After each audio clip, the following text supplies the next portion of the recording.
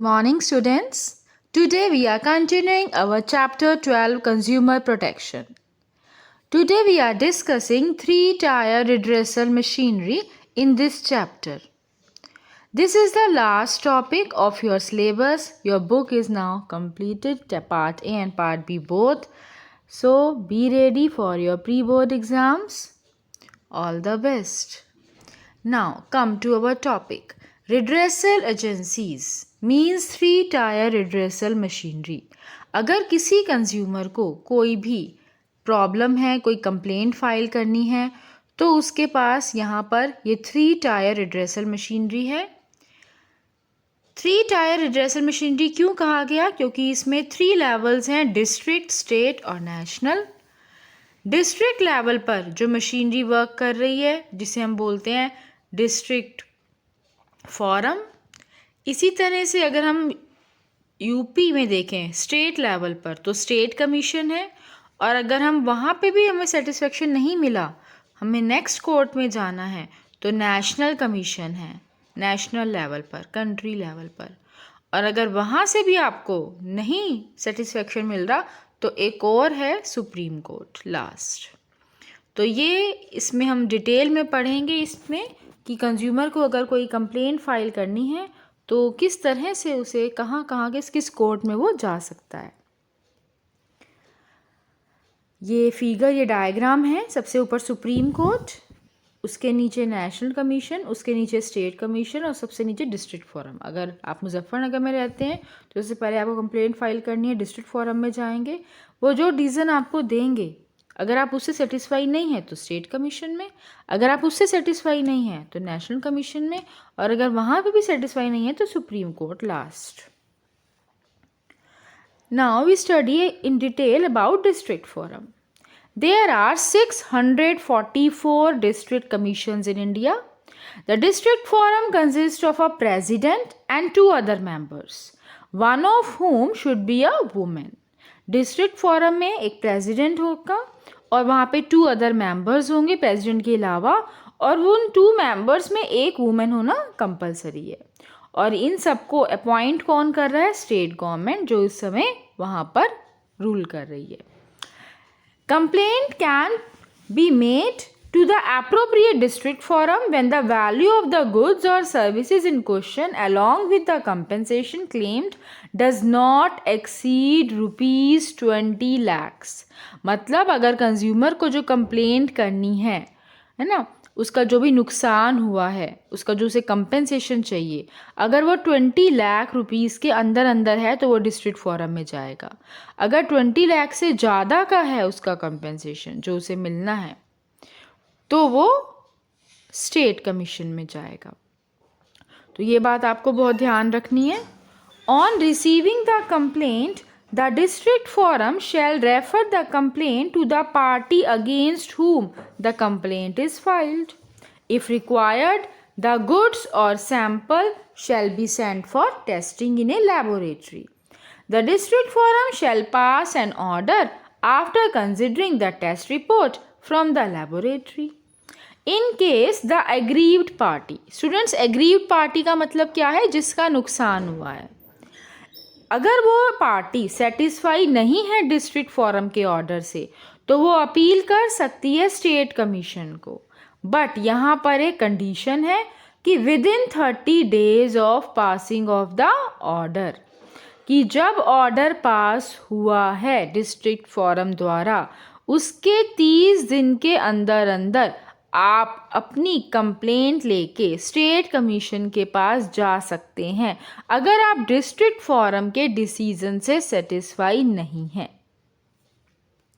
तो इसमें आपको क्या क्या पॉइंट्स ध्यान रखने हैं? नंबर 1 कि अगर मेंबर्स की बात हो तो एक प्रेसिडेंट, 2 अदर मेंबर और उनमें एक वुमेन होना ज़रूरी.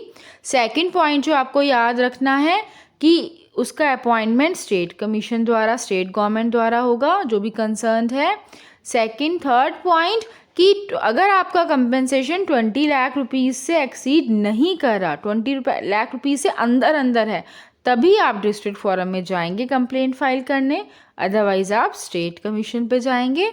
नेक्स्ट पॉइंट जो आपको इसमें ध्यान रखना है कि अगर आप डिस्ट्रिक्ट फोरम के ऑर्डर से सेटिस्फाई नहीं है और आपको नेशनल या स्टेट कमीशन के पास जाना है अपना केस लेके, तो जिस दिन डिस्ट्रिक्ट फोरम ने ऑर्डर पास किया उसके 30 डेज़ के अंदर अंदर ही आप जा सकते हैं। अगर 30 डेज से ज़्यादा हो गया है टाइम तो आप नहीं जा सकते। Now state commission, there are 365 state commission of India. Each state commission consist of a president and not less than 2 other members, one of whom should be a woman. They are appointed by the state government concerned.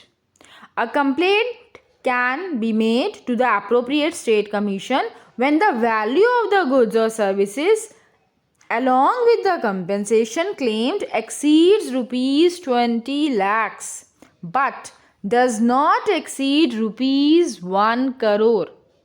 तो अगर आपका नुकसान 20 लाख से 1 करोड़ के अंदर अंदर का है तो आप कहाँ जाएंगे? स्टेट कमीशन में। और अगर 1 करोड़ से ज़्यादा है तो नेशनल कमीशन में। और अगर आप स्टेट कमीशन के ऑर्डर से सेटिस्फाई नहीं हैं तो आप नेशनल कमीशन में जा सकते हैं, बट यहाँ पर भी सेम कंडीशन है, with in 30 days of the passing of the order. तो स्टूडेंट्स ये आपको समझ में आया स्टेट कमीशन के बारे में। यहाँ पर भी एक प्रेसिडेंट है, 2 अदर मेंबर्स है, उसमें एक वुमेन होना कंपलसरी है और उनका अपॉइंटमेंट भी स्टेट गवर्नमेंट कर रही है। बट यहाँ पर 20 लाख से 1 करोड़ के बीच का अगर आपका कंपेंसेशन है तो आप यहाँ जाएंगे। अगर 1 करोड़ से भी ज़्यादा का नुकसान है तो आप नेशनल में जाएंगे। अगर आप स्टेट कमीशन के ऑर्डर से सेटिस्फाई नहीं है तो आप नेशनल कमीशन के पास जा सकते हैं, but with in 30 days of the passing of the order. Now next one, national commission. The national commission has territorial jurisdiction over the whole country. The National Commission consists of a president and at least 4 other members, one of whom should be a woman. They are appointed by the central government. A complaint can be made to the National Commission when value of goods or services along with compensation claimed exceeds rupees 1 crore. The appeals against the orders of a state commission can also be filed before the National Commission. और अगर आप national commission के order से भी satisfy नहीं हैं तो आप अपील कर सकते हैं, सुप्रीम कोर्ट में जा सकते हैं। ठीक है, this means that only those appeals where the value of goods and services along with compensation claimed exceeded rupees 1 crore and where the aggrieved party was not satisfied with the order of the National Commission can be taken to the Supreme Court of India. In a case decided by the district forum, the appeal can be filed before the State Commission and thereafter the order of the State Commission can be challenged before the National Commission and then no further. So this is the 3-tier redressal machinery. I hope you understand this topic very well. National commission में एक president, 4 other members, उसमें एक women होना compulsory है। आपका जो नुकसान है वो 1 करोड़ से ज़्यादा का है और अगर आप इसके ऑर्डर से सेटिस्फाई नहीं है तो आप सुप्रीम कोर्ट में जा सकते हैं। Now next topic, last topic of this chapter, remedies और reliefs available to the consumer. Consumer protection act 1986 के अकॉर्डिंग एक कंज्यूमर के पास क्या क्या रेमेडीज़ या फिर क्या क्या रिलीफ अवेलेबल हैं। अभी तक आपने पढ़े थे कंज्यूमर कौन है, उसके क्या राइट्स हैं और उसकी क्या रिस्पॉन्सिबिलिटीज़ हैं। अब आप पढ़ने जा रहे हैं उसके पास क्या रेमेडीज़ या रिलीफ अवेलेबल हैं। तो आप क्वेश्चन बहुत ध्यान से पढ़ेंगे एग्जाम्स में कि राइट्स पूछ रहे हैं, रेमेडीज़ पूछ रहे हैं या रिस्पॉन्सिबिलिटीज़ पूछ रहे हैं कंज्यूमर की। तो अगर रेमेडीज़ पूछ रहे हैं तो फर्स्ट पॉइंट आप क्या लिखेंगे, to remove the defect in goods और डेफिशिएंसी इन सर्विस। मान लीजिए आपने कोई गुड्स खरीद रहे हैं, उसमें कोई कमी है तो उसको रिमूव करने के लिए आपके पास रेमेडी अवेलेबल है, आप करवा सकते हैं। अगर आपने कोई सर्विस ली है वो पूरी तरह से नहीं मिली आपको, डेफिशिएंसी है सर्विस में, तो भी आप उसके लिए भी आपके पास रेमेडी अवेलेबल है, आप जा सकते हैं। Second, to replace the defective product with a new one free from any defect. अगर आपके गुड्स डिफेक्टिव हैं तो आप उसे रीप्लेस भी करवा सकते हैं, नए ले सकते हैं उसकी जगह पर। To refund the price paid for the product और the charges paid for the service. अगर आपने सर्विस के लिए चार्जेस पे कर दिए हैं या फिर प्रोडक्ट के प्राइस पे कर दिए हैं, बट आपको लग रहा है कि उसमें डिफेक्ट है या उसमें कोई कमी है और आप उसको रिप्लेस भी नहीं करवाना चाहते, चेंज भी नहीं करवाना चाहते, आप चाहते हैं पैसे वापस मिल जाएं, तो ये रेमेडी भी आपके पास अवेलेबल है। Fourth one, to pay a reasonable amount of compensation for any loss or injury suffered by the consumer due to the negligence of the opposite party। आपने गुड्स या सर्विसेज ली, उसकी वजह से आपको कुछ नुकसान हुआ, कुछ लॉस हुआ, कुछ इंजरी हुई, तो उसका जो कंपेंसेशन आपका रीजनेबल अमाउंट बैठता है, वो जो कि अपोजिट पार्टी की इग्नोरेंस, नेग्लिजेंस की वजह से हुआ है, तो वो आपको मिल जाएगा, उसकी पेमेंट आपको मिल जाएगी। ये भी आपके पास रेमेडी अवेलेबल है। टू पे प्यूनिटिव डैमेजेस इन एप्रोप्रिएट सर्कमस्टेंसेस। जो भी सर्कमस्टेंसेस है उसमें जो भी आपका नुकसान हुआ है उसकी जो भी पेनल्टी बैठती है, पनिशमेंट के रूप में आपको जो पेमेंट बैठती है वो मिलेगी, ये आपके पास रेमेडी अवेलेबल है। To discontinue the unfair restrictive trade practice and not to repeat it in future. जो भी कंपनी ने गलत किया है, अनफेयर ट्रेड प्रैक्टिस करी है, तो वो आगे ऐसा ना करे और फ्यूचर में रिपीट ना करे, ये भी कंज्यूमर कहलवा सकता है उस कंपनी से, ये भी रेमेडी अवेलेबल है। Not to offer hazardous goods for sale, कि कोई भी सेलर गुड्स नहीं वो सेल करेगा जो कंज्यूमर्स के लिए हैजार्डस है, उनकी हेल्थ, उनकी लाइफ के लिए। To withdraw the hazardous goods from sale, अगर उनकी शॉप पे उस तरह के गुड्स रखे हैं तो उन्हें वहाँ से हटा दिया जाना चाहिए, ये भी कंज्यूमर की रेमेडी अवेलेबल है। To cease manufacture of hazardous goods and to desist from offering hazardous services, तो ये सील वगैरह कर सकती है गवर्नमेंट, ये भी रेमेडी अवेलेबल है कंज्यूमर के पास कि हैजार्डस गुड्स या सर्विसेज ऑफर नहीं होंगे मार्केट में उसको।